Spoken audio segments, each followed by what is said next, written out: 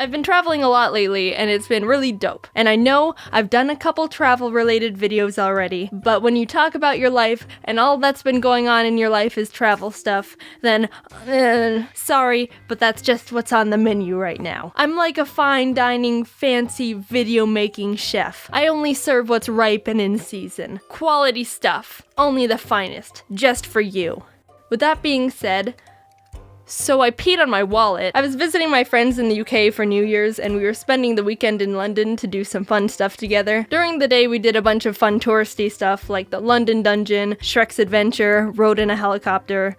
Alright, that's a lie. Shrek's Adventure wasn't that fun. We were in line for like an hour, and the actual thing was more childish than we thought. He didn't even fly out the window like in that one video. Anyway, we were back in the hotel about to go out and get dinner when I realized my wallet wasn't in my pocket. I thought I left it in my backpack or something, but a quick rummage around confirmed that, guys, I have indeed lost my wallet. They were understandably freaked out. Like, out of all the things you can lose in a foreign country, a wallet is pretty up there on the not good chart. It could have fallen out of my pocket at any point of the day, and we'd literally been all over London. Here's the thing, I don't like bags or purses because I think they're too much of a hassle to carry around, and I don't like the feeling of minor inconveniences because I'm a baby. So a couple months ago, I got a new slim wallet that can fit in my tiny woman jean pockets. That was super great, but I realized pretty early on that it slips out of my back pocket really easily when I sit down and stand up because of the aforementioned tiny woman jean pockets. But for some reason, I still think drastically increasing the risk of losing all my credit cards and identity is still less convenient than carrying a bag. Either way, what I'm trying to get at is that all day I was constantly checking my wallet was in my pocket because I knew it can fall out easily and get lost. And I was doing a great job.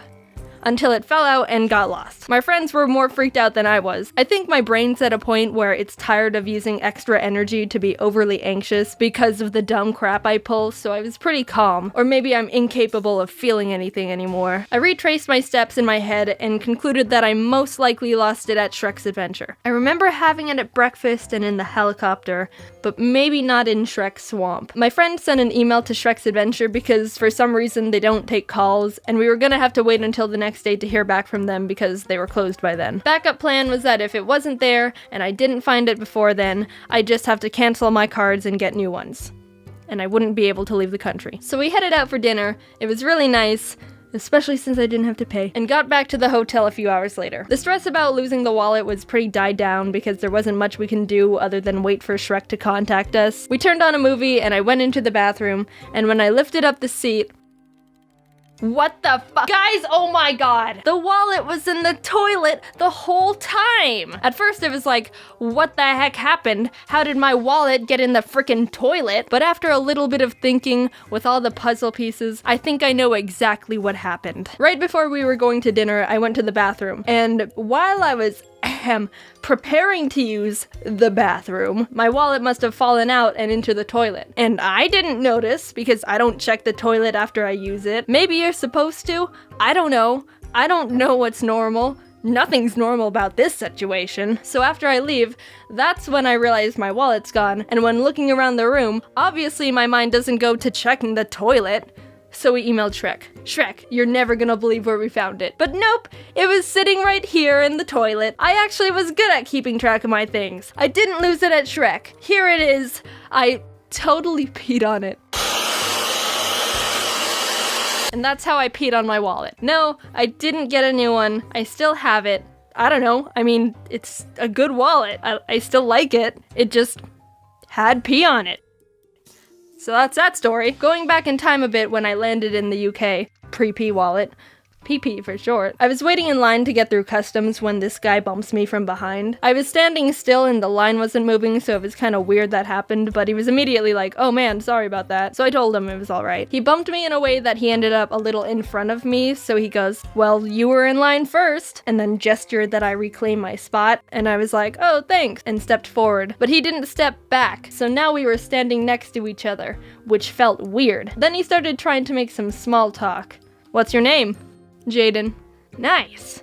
So what brings you to the UK? Oh, just visiting friends. Oh, that's actually really nice of you. I didn't expect such generosity since all girls are selfish. run that by me again? Excuse me? The two guys in front of us kind of glanced back like, whoa, that was a bit of a yikes. I mean, I'm no conversational genius, but no matter what you believe, I think that's a bit too strong of an opener right there. Oh, I mean, not all of them are. No, they are. You can just say that because you're a girl. Well, alright then. I guess I have nothing else to say, really. I gave him a nervous laugh and left it at that. Man, no one here has a UK passport. Alright, my dude, I'm getting the hint you want to chit-chat more, but you're all over the place with this conversation here. When you open with, all girls are selfish, that's a pretty isolating stance to take at a girl. I don't think you've got enough social skill points to bring this one back, man. Also, yeah, this is the non-UK passport line. They did that on purpose, ya goober. I said that to him. I was like, yeah, this is the non-UK passport line. And he just goes, oh yeah, they did do that. And then fist bumps me again. I'm feeling really uncomfortable at this point. I thought it was weird he bumped me when the line wasn't moving. I thought it was weird he manipulated the situation so I'd stand next to him. I thought it was weird he hates women. Also, stop fist bumping me. I didn't feel unsafe or anything because, I mean, customs at the airport is probably one of the safest and most security guarded places you can be in, and there were plenty of people around. But he's still a tall, scraggy weirdo in a hoodie with crazy in his eyes. It got quiet again because I wasn't really trying my hardest to keep up a conversation, and after a while, so many people have iPhones, what's the deal with that? Yeah, it's pretty big brand. Do you have an Android or something? Nah, I'm not a materialistic kind of guy. Oh, okay.